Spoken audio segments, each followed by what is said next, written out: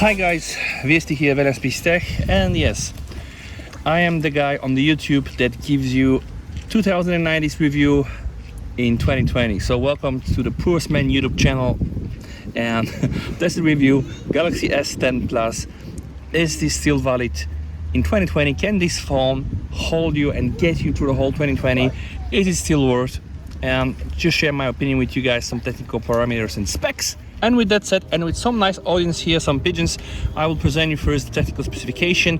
Probably one of the best features, guys, of this phone is really the weight. If you have watched my other video, OnePlus 7 Pro and Samsung S10 Plus, where I kind of like take the chrome from the OnePlus 7 Pro and put it here, you can understand why, because here we have 175 grams and this feels really very light in the hand, like almost holding a feather, comparing it at least with like more heavy phones like the OnePlus 7 Pro, which is more than 200 grams.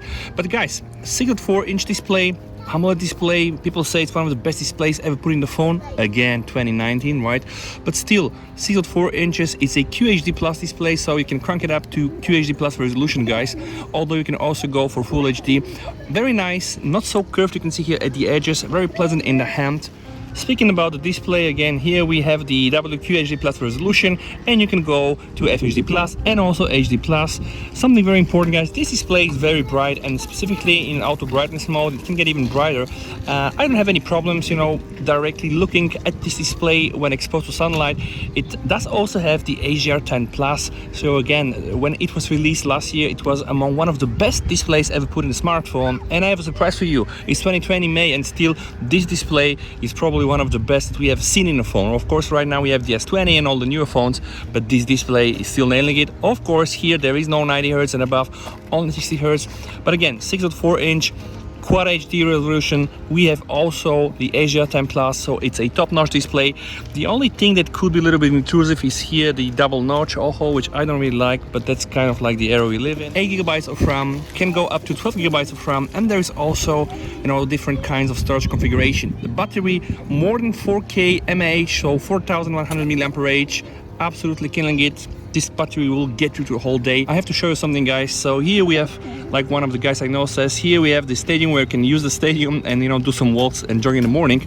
But we have here two front cameras, 12 and 8 megapixel, and on the back, guys, on the back again we have a triple camera setup. So here we have like 12 megapixel main sensor, and then again a 12 megapixel optically stabilized telephoto sensor. Then we have a 60 megapixel ultra wide sensor. I know that all of these specs doesn't really make a lot of sense when just putting like this on the video, but what I want to show you guys is something. Probably one of the best parts here, guys, when you use the regular camera.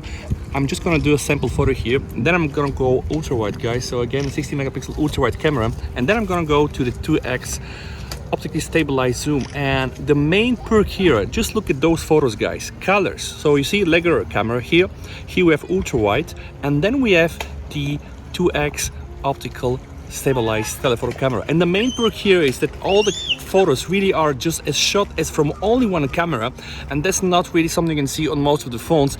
I owned the P30 Pro 2 weeks ago before I switched to that, and there the result was not so consistent, guys. And probably we can just have another look. Now every time you're switching the lens on most of those modern smartphones, you're gonna get different color saturation, because of course there is a different sensor involved, but then you will not have this kind of like uniform experience. So for me here, this is really top quality. You shoot from these three main cameras, the telephoto one, the regular camera, and then the ultra wide, and then you're gonna get the real same result. And that's specifically if you're into shooting photos and videos, this can be really very, very helpful. Now guys, we are back again at the front camera, and something very important.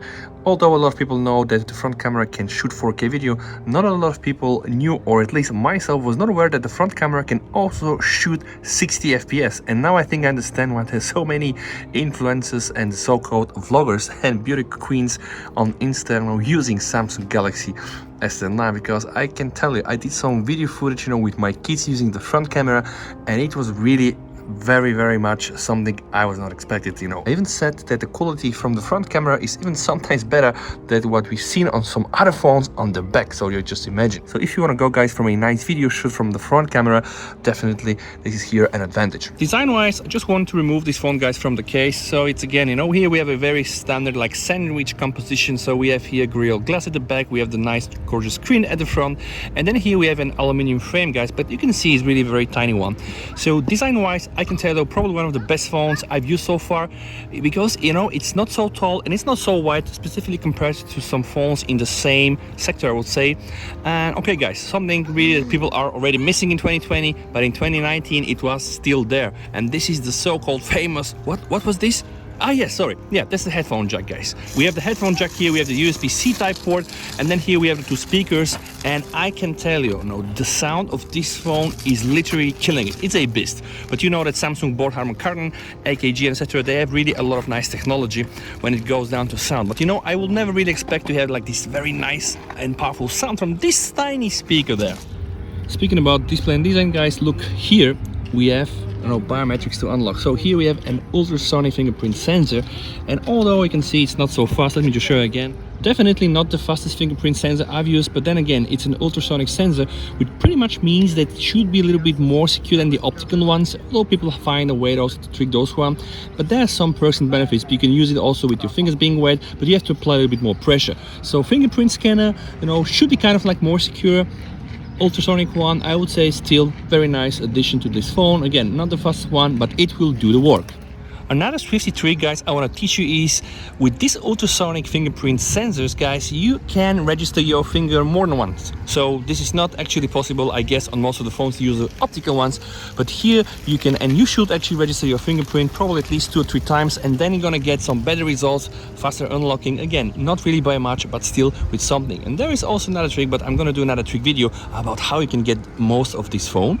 All right, and now battery, guys, 4100 mAh. Can it get you through the day? Let me tell you a story. Yesterday I was all day off, I was in the mountain, and then I went back home with 12%. So yes, the answer is it can absolutely get you through the day. And guys, also something very important, I'm using now the power mode on optimize, but you can get to high performance. And because this one version is running on the Exynos chipset, and a lot of the people out there are just comparing Exynos with Snapdragon, Qualcomm, and they're saying that the Exynos will throttle. And of course, Snapdragon are a little bit better, probably more efficient, etc. But if you go to high performance, you're gonna get rid of all the limitations, and even gaming should not be a problem with this phone. If you want to have like a balanced view, you can go to optimize. If you want to go for the more juice, you can go to medium power saving and a maximum power saving. So I can tell you the guys from the Samsung, and specifically One UI 2.1, did a terrific nice job in terms of battery management, because you have also up power management. You can put apps to sleep, you can put apps to deep sleep, and even some apps can never start if you don't allow them. So really thumbs up for the apps power management and the whole battery thing in the Samsung S10 Plus. Some more words about the camera, guys. The main lens here is 77°, and the ultra wide lens spots 123° angle of view, and the pictures really are very full. A lot of details are captured. But something else that is very important, guys, the S10 series for now is one of the latest Samsung S10 phones series that still have the variable aperture. You can go from f1.5 to f2.4, which means pretty much the phone can open up the aperture and let more light in when required. And again, the contrary, the phone can also shrink the aperture and let less light down when needed. So more about the internals. So my version is the Exynos One 9820, and I can tell you guys, I've seen a lot of topics on the internet, on Reddit, on YouTube, whatever, Twitter. People do complain about this, and they say the Snapdragon has the better call reception and the better really power efficiency performance. But I can tell you, as a daily user, the Exynos system on a chip is really doing the job for myself. Now I don't have the Snapdragon version to compare, and I'm actually sure the Snapdragon anyway is gonna get a little bit better results, but still we should not underestimate the chip there. And with all the power efficiency and all the power management options that you can set on the phone, we can pretty much get everything from this phone. Every single drop of juice, you can use it to your extent. Some few words about the Samsung Galaxy S10 Plus now. What was this thing called here again? The headphone jack, yes. So headphone jack still there, guys, and you can also snag in a micro SD card. Now I'm not really a big fan of micro SD card on phones, since now my few last phones really don't have the option, but it's very convenient that you can just remove one of the SIM card and you can put there a micro SD card. Now this phone here, guys, is a real flagship, and what do I mean by real flagship? You know, it has IP68 certification, and it has also a wireless charger, but also reverse wireless charger, which is, yeah, not so fast, but still you can do, you know, charge your watch or let's say your headphones if they come with a chargeable case. Charging is not that quick, I guess 15 watts if you go on with a fast charging technology.